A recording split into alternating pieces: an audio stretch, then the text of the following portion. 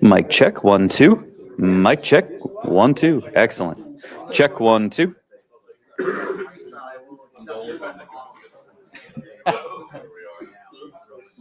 I don't freestyle.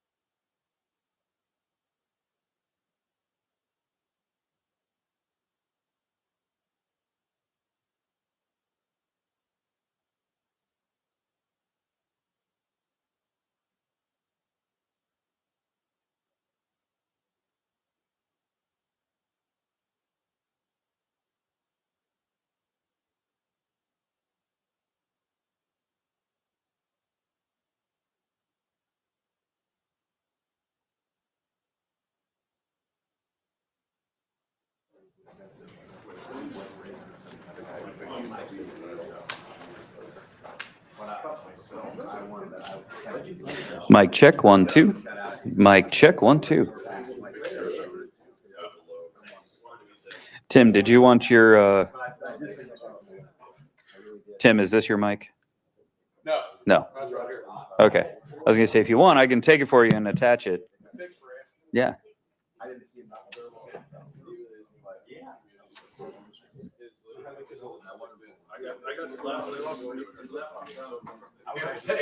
The other day I got a studio and all I heard was wait, yeah, mine's right. Yeah. The other day I got the studio and all I heard was Great. I think what happened is I didn't have this All the way plugged in. Yeah. All right. That was a bummer. I've only had this for 2.5 years.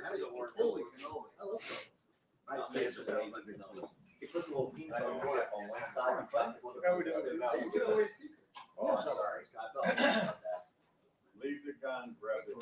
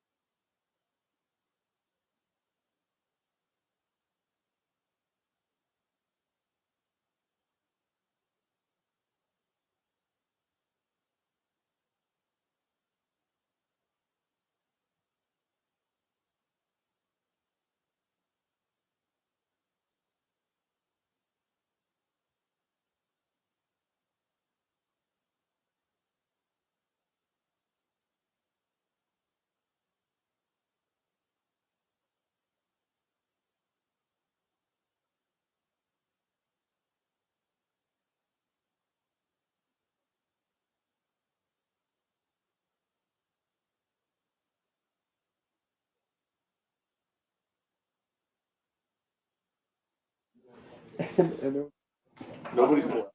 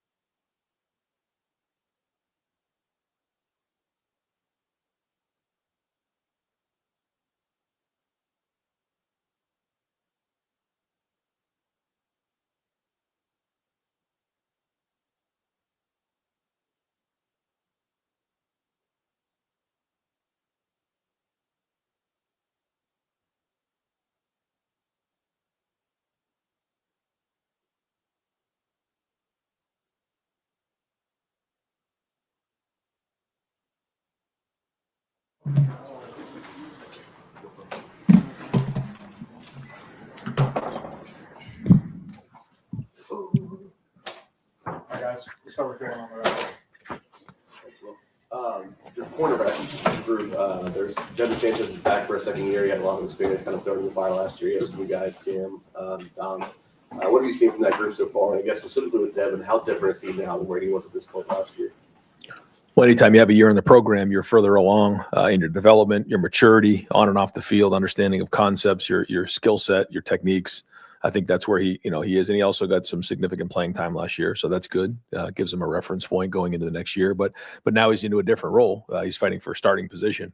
And that takes, it takes more. And so he has to understand that part of it. You got to bring it every play. Not a freshman anymore. But we've seen good progress there. But in terms of the group in general, it's very competitive. And they know they're all fighting for playing time.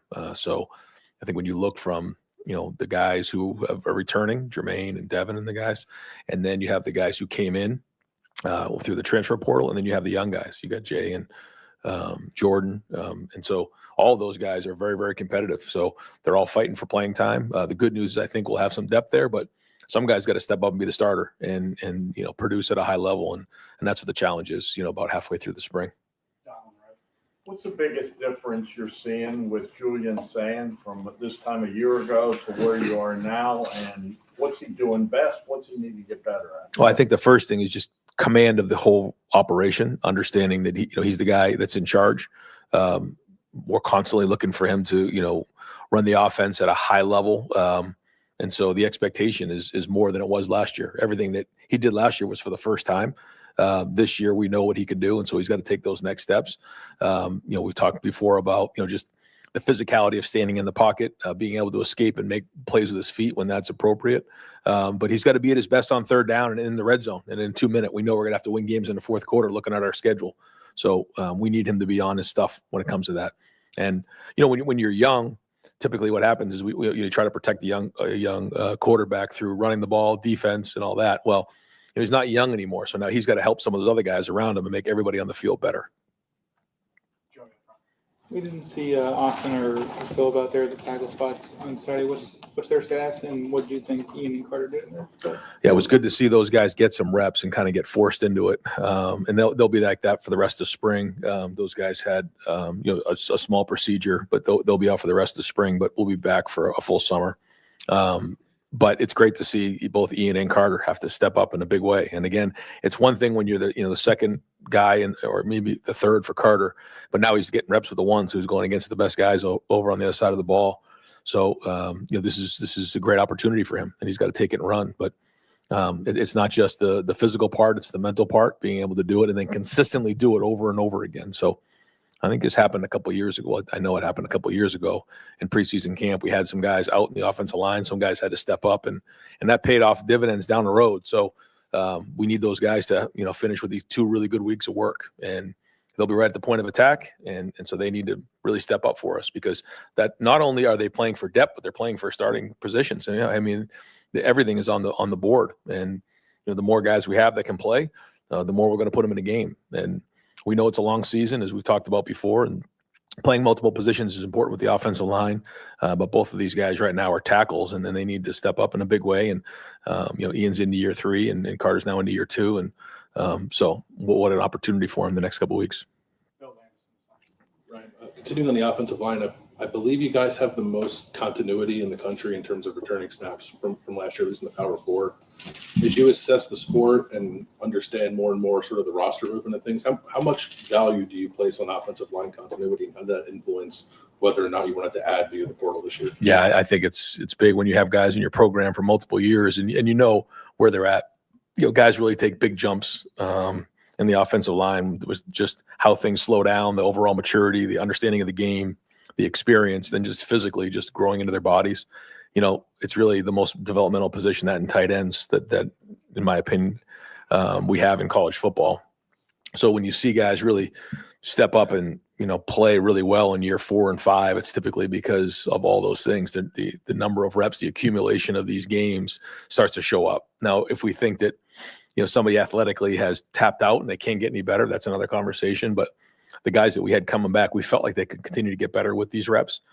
And when you look at across the country, the trend in the last few years is when you have a veteran offensive line, typically, you're able to adjust things quickly, and guys are able to sustain throughout a season. So we're counting on these guys to continue to get better, but also having that experience count. We have asked you much about the special teams.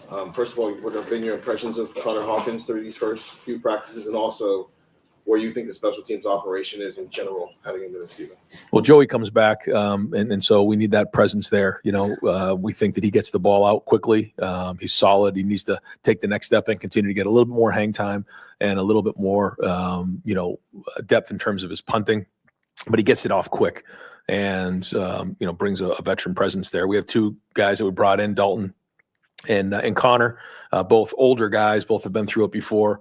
Dalton older than Connor, but both pros and how they approach the game. When you get around them, you'll see how very serious they are. And we're trying to put those guys in situations almost every day. Did it again today, where we want to see those guys operate because the games are going to come down to this, and we need these guys to step up in a big way. So Connor's somebody who's been clutch. We've seen that before when he was at Baylor. So he has experience making game-winning kicks and big kicks. So we know that's going to come up this season. And then when you look at Dalton, I think he's been the long snapper maybe for the last two Lou Groza Award, either winners or finalists. He is very consistent, and that's the operation of the snap and the hold is almost as important as the kick itself. So all those things will come into play, and then we'll figure out the kickoff part as we get closer to preseason. Ryan, last week in your press conference, I think you mentioned the word efficiency about 8 times, talking about the offense. But heading into this offseason, I know one of the other words was explosiveness that you were trying to get to. Heading into week 4 here of practice, have you seen the change that you wanted to see out of the offense? How much of that is structural? How much of that is just personnel? What are you seeing that give you confidence that you're getting that? Well, I think I've seen some of it in the past game for sure. The run game, not as much. Legion's been out here for a couple of weeks. So we're hoping that he can give us some explosive play. Bo and Isaiah both, are out for the spring, and we really need those guys to get to the second level and make some people miss. They did a nice job as freshmen, but they're not freshmen anymore. I wish they were practicing this spring, but that is what it is. So I think we're going to continue to get them to the second level. They have to make people miss or run them over, and that's just the bottom line. And if we do that, we're going to be explosive, because then we're forcing guys to come down in the box, and then we can be explosive throwing the football. I think we do have depth at receiver. I think guys are working on run after the catch more than ever. I think Arthur's doing a really good job of trying to be creative about the formations and a way that we can attack teams. So that's been good. But at the end of the day, it's going to come down to, in the run game, getting guys to the safeties and second level and making those guys miss and running them over. So, we can certainly come up with creative plays to be to do that. But really, it comes down to execution at the end of the day. And so we got to make sure that, we're continually trying to get our guys in the right position to be successful, but we're getting better at the techniques it takes, because, it's usually not like this exotic play that creates a good explosive. We have to be, on schedule so that we can take our shots and be ahead of the chains, as we know. But it isn't always shots that creates the explosive plays. A lot of it is effort in the perimeter and blocking. So transitioning in the run game. And that is another challenge for Cortez and the receivers is, getting to the second level and making those blocks, because that's what turns good plays into great plays, whether it's in a pass where we can transition and make blocks, or whether we're blocking the second level in the run game. That's it. Everybody's got to be a part of it. But we're seeing some explosive plays, and that's important. The combination of those two things are our focus. Last year, Kaden Curry led you guys in sacks. I don't know if anybody would say he was the best pass rusher on the team. He's definitely the most relentless. You know what you have with KJ, but with guys like Zion and Epi and Quay, how do you know that those guys have that to replace what Kaden gave you that maybe you can't really describe or work on? Well, yeah, I would describe him as just a motor. He had a motor, and he understood how to make plays. He's a football player. I remember when he was coming out, and GM for the Colts, Chris Ballard, called me and said, "Man, have you seen this kid?" And he was right. He's a football player. And so, we have to replace that. And it was his motor, but it was also just understanding his hands and everything about it. He was a good special teams player. So, there's a lot of production there that we have to replace. We just go off of what we see in practice. There's good things that are going on. I do think, like, for those guys, they see Ian out there, they see Carter out there. I mean, they should be going after those guys, and it's a good opportunity for Carter and Ian to go against them and figure out where we're at. So every day is a competition. There's a winner and a loser, and they got to go back and get to work. I mean, that's the whole idea of iron sharpens iron, and these guys got to show up. They're all looking to earn spots, because you're exactly right. We need to replace, all the stuff and certainly the production that Caden brought. Ryan, you're talking about the opportunity that Ian and Carter have now.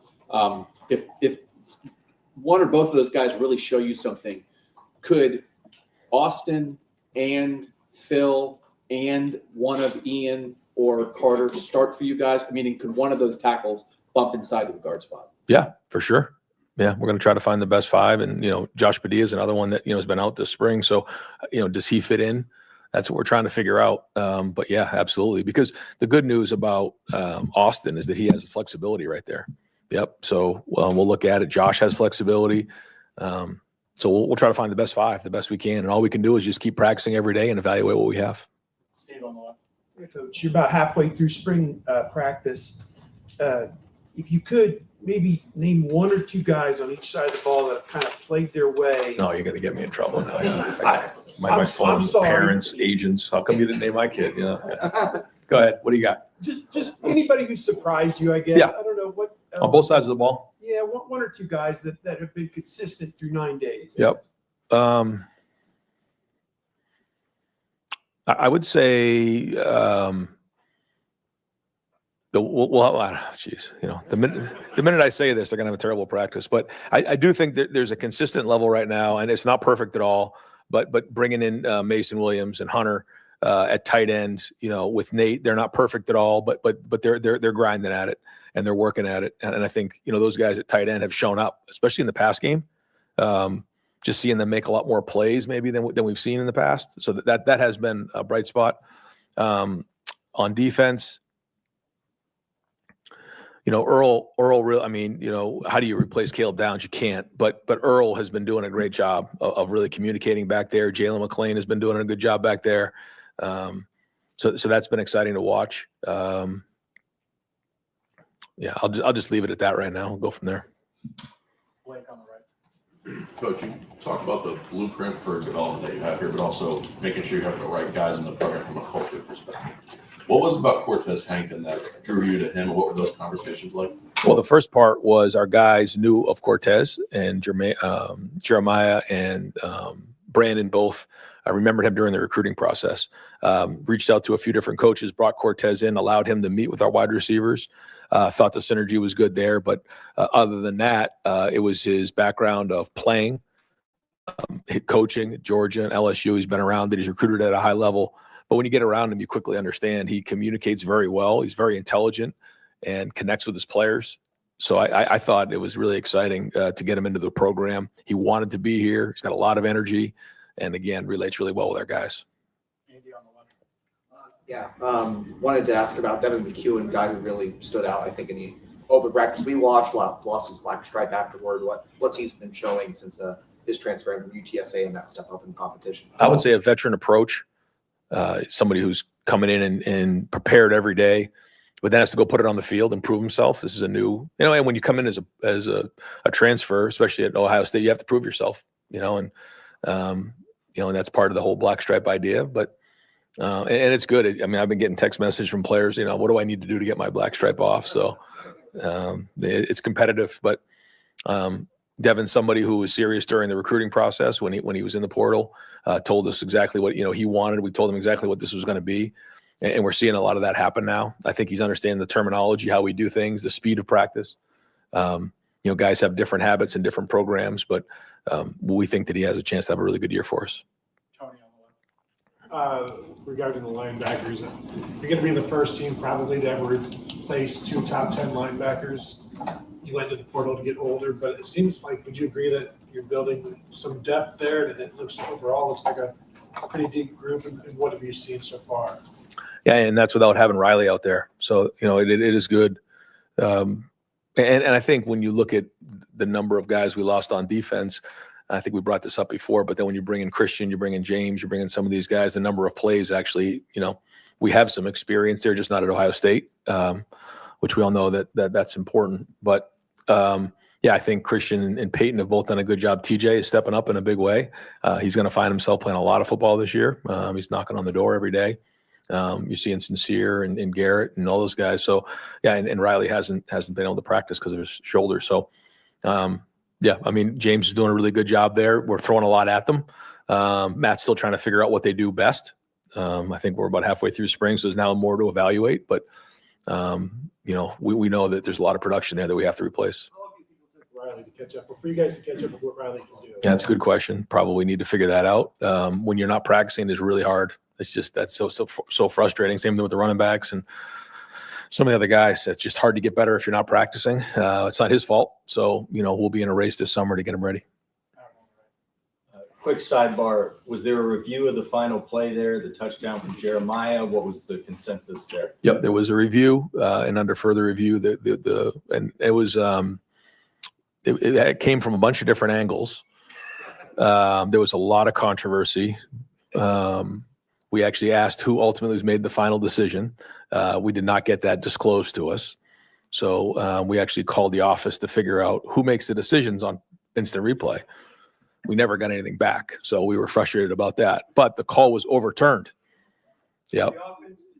So they had to run today. Yeah. Yeah. On the further review, it was overturned. So, I did not run. No. No, I didn't run. No. When you look at your wide receiver room, Brock Boyd has stuck out a lot. He lost his black stripe early on. You've seen a lot of great freshman receivers come through here and watch their growth. What is it that he's done in these few weeks of spring that have really jumped out to you? He's bringing a mature approach. He goes hard every play. He's very smart in how he gets open. He's a good route runner. He understands multiple positions and just plays fast every play. And, you know, just looks very confident in what he does. And he's a good example of people who prepare at a high level, can play fast because they're anticipating as opposed to reacting. And he looks very decisive when he's out there, and then just has great natural ability to catch the ball. Very competitive, great mindset, fun to be around, great body language, all the above. You guys have a couple guys in this transfer class who aren't just one-year guys like Will or Quinshawn were. Like, when you look at this draft and Davison and Will Kazmarek, being prospects, just what do you think you guys can prove about the developed here mantra, not necessarily only applying to guys who recruited and started their careers here? Like, what do you think Davison and Will, Kazmarek can kind of add to what you guys are trying to sell to transfers? Well, I think when you talk to guys like Davison or Will, Quinshawn, guys who have been in the program for a year or two, they can kind of do the talking for you as opposed to a coach. My son's being recruited by, some of these schools, and I go on these visits and I kind of tell our staff, all coaches sound the same. They say the same thing over and over again. I think the thing that's different about Ohio State is we have the testimony to actually back it up. And we have the statistics to back it up. When you talk about the winning record, you talk about the stability, you talk about the development and what goes on here. We're very proud to say that I think we major in developing the elite athlete and preparing them for what's next, not only on the field, but in life, but on the field as well. And, maybe there's another team out there that has both coordinators who are former NFL head coaches. I don't think they do. And that's, a tribute to Ross and our board to be able to go get the best people here and bring them in and pay them because they're pouring into our players. And so when you come into Ohio State, you're going to be surrounded by the best. You're going to be on the biggest stage. You're going to be surrounded by great people and then players with the same mindset. And I think that matters as well. If you want to know where you're going, just look around at who you're hanging with. And if you're trying to keep pace with these guys every day, it's only going to make you better. So guys like Davidson and Will who come in from other programs, they just get a feel for that. And I love asking them. And I think it's always a good question to ask some of the guys who come from different programs, even for you guys. So what's the difference between Ohio State and where you were? It's always good to get that feedback, perspective back. But, we're proud of that and how we set it up, and excited to see where those guys end up here in a couple of weeks. Just to follow up on that real quick, when you're looking at guys in the portal, I know everything's so you're focused on the 2026 season, but do you look at the opportunities of having someone for multiple years and not just having a one-year transfer? Is that something you have to weigh when you're going through that process? Yeah.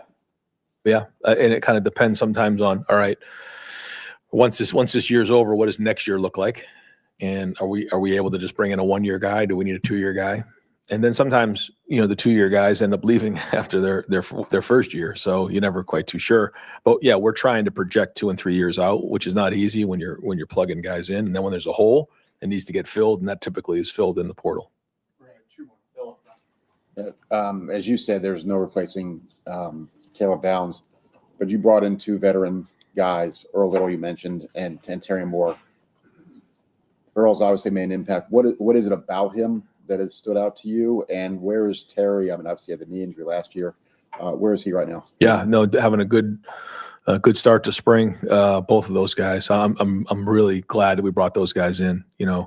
And talking about the culture and talking about making sure we have the right guys. Earl was at Bama with those guys, with Caleb and with James and with Quay. And so he also grew up with Brandon and Jeremiah and those guys in South Florida. They knew of each other and spent a lot of time together. So we knew what we were getting there. His dad is great. Then Terry, he was with Macareri at Duke. So he knew exactly what we were getting there. So that's an important part of all of this. And we knew what type of players they were. And they've been assimilating really quickly, understand the defense. They're smart players, really good in space. So we're excited. I mean, we're just getting started, but they're off to a great start. It was that? Definitely out of bounds, Jeremiah. Well, okay. Awesome. Ryan, when you mentioned the offensive line injuries and then Bo and Isaiah being out, I think Turbo wasn't out there on Saturday.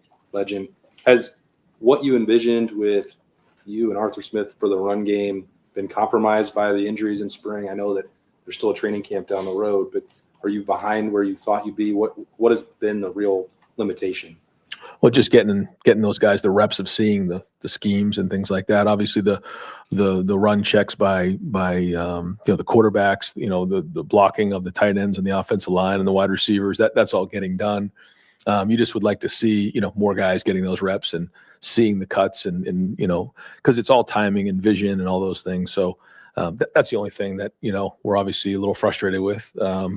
But the rest of the group is still getting the work done, and we're making a lot of progress that way. Just would love to see everyone getting the reps. But injuries are part of it. We'll get these guys healthy and quickly get them back on the field.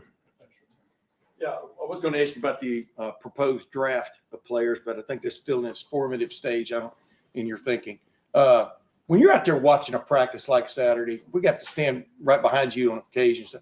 What are you watching? Are you watching James Smith occasionally flash and have a couple of big plays? I mean, where do your eyes go? And then follow up on that. I mean, James Smith obviously got his black stripe off. Is he ahead of schedule? I mean, obviously he's from Alabama, et cetera. Just what are your thoughts in those moments? Well, my first thought is don't say what you want to say right now because there's a lot of people watching. We have students there. We have parents there. We have a lot of people, a lot of eyeballs on these guys. So I'm going to just refrain from saying what's actually on my mind. I'm going to take a deep breath. And so we just sort of let the guys play because there's a lot of eyeballs on that day.